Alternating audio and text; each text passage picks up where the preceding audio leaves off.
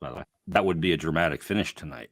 No, It I somehow became a really dramatic finish, didn't it? it really did. And I guess the best thing the Flyers did there in that third period, perhaps, is ruin Rod Brindamore's mood after that game because he's not going to be happy with Ooh. that one at all. I don't think. I mean, I would Christmas say, is canceled. yeah, but man, oh man, that is not the way that what I'm sure that Carolina wanted to close that out. But you got to give the Flyers credit. I mean, they could have easily just said, all right, 20 minutes till we get a 5-day break here. But they kept at it, and really really impressive. I I want to say really impressive penalty killing, but to me, there's also an element of Carolina probably thought they had this in the bag too. I mean, you're going into the last period before the break up 6-2.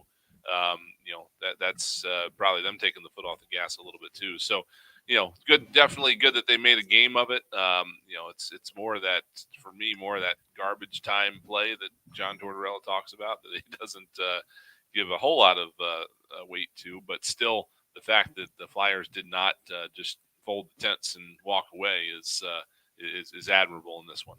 Yeah, I thought, going into that third period down 6-2, I think you even said it at the second intermission, find something to come out of this, find something to feel good about in this final period. So you come out in the third period, you're down 6-2, and you come out and you score 3 goals. It was a game that was, out of touch until it wasn't, right? I mean, Yeah, and 2 back-to-back shorthanded goals. Get on the phone with your Elias people. I don't know when the last time was they had back-to-back shorties. yeah, that's probably not been a while. Well, they had a game in Detroit in January of 2020. They won 3-0, and they scored the last 2 goals, both of them shorthanded. But I don't Okay. think they were the same period like that. So that's something. Yeah, we'll have to look into it a little bit. They've scored multiple shorthanded goals in a game. Dozen or so times. They've only scored 3 on 3 occasions, so that doesn't happen very often. That's just we only have numbers on this going back to 1977 because, believe it or not, before then they didn't really write it down. They Yeah. just kind of said, okay, here's a goal. They didn't do a very good job of keeping track of that. So, but it is a rarity, and it had been, like Timmy said, almost 3 years since the Flyers had multiple shorties in a game. So, that's that's something there that again that'll be a confidence boost, even though it's a little bit of Carolina's carelessness there that causes it. The fact that the Flyers know that they've got a penalty kill that can be an offensive threat like that right now is a bit of some wind in their sails. Yeah, boy, that is a find by John Tortorella to have Lawton and Konechny on a PK together. Yeah, That's the thing because those guys do a good job of getting sticks and lanes. Both of them both can skate really well. Both can finish really well. So if a Konechny or Lawton gets a step, they're not going to be caught, and they can both finish. So that's part of the equation. they have the tools that they need to be an offensive threat, but also be able to recover if they do get beat or if their offense doesn't work out. I mean, that one of those power plays. They had a rush where they were not successful, and then all of a sudden you've got Carolina going back the other way, but the Flyers were able to recover as a group. But it wasn't those guys individually necessarily, but they were Mhm. able to recover as a group and be there and not let it be a 2-on-1 or a 3-on-1 going the other way. So they obviously seem to plan for this a little bit, and it seems to have worked. Yeah, and you get back-to-back shorties there in that period. That gets them within the goal. Goals in the period in the third, 6:59. It was Nick Seeler, his third. Rasmus Ristolainen, by the way, picked up his first point of the season Wow. with that assist on that one. Noah Cates also got an assist there. Lawton shorthanded his seventh from Travis Konechny. Travis Konechny shorthanded from Lawton and Cam York. So multi-point performance for Scott Lawton, multi-point performance for Travis Konechny, and multi-point performance for Tony DeAngelo, who assisted on the first goal. Morgan Frost with an assist, and Travis Sanheim. The first 2 goals the Flyers scored are very similar. D-man jumping up into the rush Yeah. with a Yeah. good shot and finish. Yeah. And that's what that's some of their players, some of their D-men back there. That's what Tortorella wants to see from them. They want to see them jumping in there, trying to make a difference. And for me, the two guys that do that the most frequently on this team right now are probably Cam York and Travis Sanheim. Tony D'Angelo certainly has that in his arsenal as well. And, Ristolainen got most of his career points on the power play before he got here, but he certainly has the opportunity to unleash a bomb every now and then. Just real quick, back to our last point. I just looked this up real quick for Konechny. Prior to this season, he had played 17 minutes of shorthanded time in 356 games. Wow. That's an average of 3 seconds per game. That's basically nothing. And so that's jumping on at the end of the PK. Yeah, exactly. That's the penalty kill's ending. You put the forward line out so the guy coming out of the box can join him, whatever. That's almost by accident. So the fact that he has jumped into that role and seems to be thriving in it is, that's a pretty remarkable thing about this season, especially if it continues to be a big part of his contribution moving forward from here. Yeah, he's having a heck of a year, man. He really is. TK is doing it in all facets. When you look at his numbers on the season, so tonight was his 29th game. He's now got 16 goals and 16 assists, 32 points in 29 games. He's got 3 power play goals. He's got 6 power play assists, and he's got 3 shorthanded goals and a shorthanded assist. He's all over the special teams here. Yep, and that's exactly the kind of player that the Flyers needed him to become. I think it was the kind of player that he was on track to becoming in the 2019-2020 season when everything shut down, and again, just kind of plateaued from there over the next couple of years. Obviously, last year wasn't conducive to much.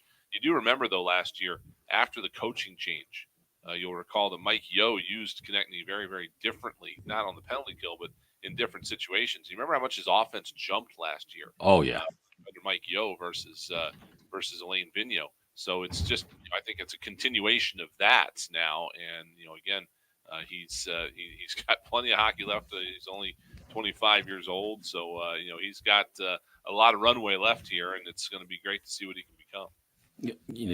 That's a funny thing that you bring up, because I remember when AV was here, we're going, what are we doing with TK here? Got to put this guy in a position to be more impactful, and AV just refused to do it. And then as soon as Mike Yeo took over, he made some changes, and that was one to get him going and put him in different situations with different line combinations. We were all scratching our head at that last year. I remember that vividly. So yeah, I don't remember exactly what the numbers were, but there was a defining line right there when that mid-December time frame when it started. That it just kind of took off for him, and it was a matter of being used probably again a little bit higher up in the lineup, but also with the folks that were playing around him, and probably some I don't know exactly what the combinations were, but a lot of those folks may not be here right now, and again, he's moving into that void. He's been one of those players that has taken the opportunity with all these guys out of the lineup, Giroux no longer in the organization, to kind of move into that void and take advantage of that bigger opportunity that he's getting. Yeah, he's done a great job with it. Obviously, one of the big storylines tonight too.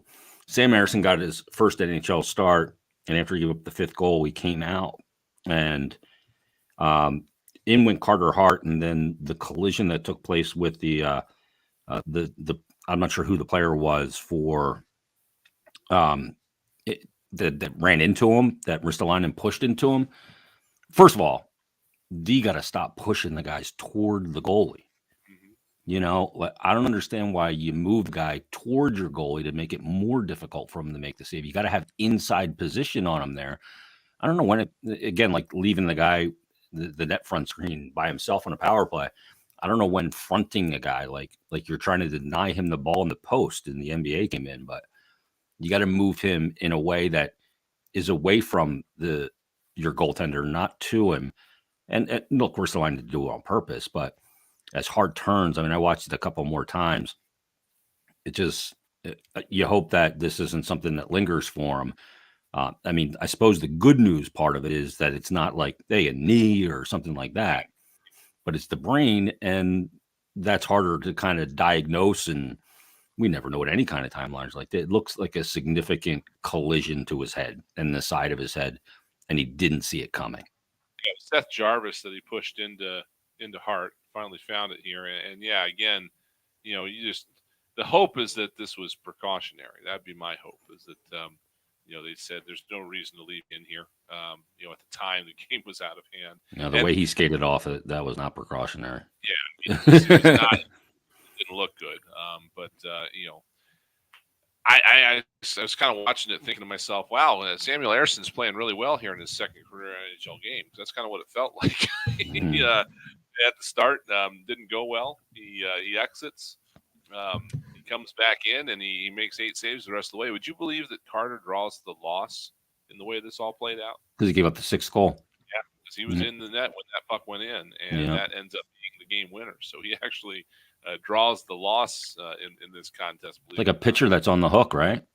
Yeah. So, that's a little bit of a statistical anomaly there. But I felt like Erson, just in general, and again, I'm sure it was, at least to some extent, the Hurricanes mentally checking out of this game, but he just looked a little bit more confident in that, that final go of it than he did, at certain points when he sort of started out in the first period. So that's good to see. And that, if there's another silver lining to this whole thing, is that he was able to come back in this game and finish it well. And, doesn't necessarily just walk out of PNC Arena with the way that it ended in the middle of the contest. It's almost better that he got shoved back in there in a way. It really is. We talk about, the best thing for a team that loses or a player that doesn't do well, to be right back out there the next day. Now he's he's got at least a week until he can play again. And who knows? I mean, he was only up here because, Felix Sandstrom was sick. If he goes through that first 30 minutes or whatever that he played, then he goes back to the American Hockey League. Who knows when he's going to get back here? He's got to sit there and, stew in that the entire time. Now he's at least got the last little run there to be with him going back there. Yeah, no question about it. So best to Carter, and hopefully feeling well very quickly. All right, let's wrap things up. Let's thank a few people before we get out of here. Let's start with our in-studio engineer. How about Ryan Shuttlesworth? Pancake on the highlights tonight? Well, I thought he for sure would be off tonight, but he did a great job being back there at the ranch. Betsy Deming, also our on-site engineer. For Tim Saunders, Steve Coates, Brian Smith, I'm Jason Martinez. You've been listening to Philadelphia Flyers Hockey, a 6-5 loss against Carolina Hurricanes on the BetRivers.com Flyers Broadcast Network. Everybody have a great holiday. See you, Rye.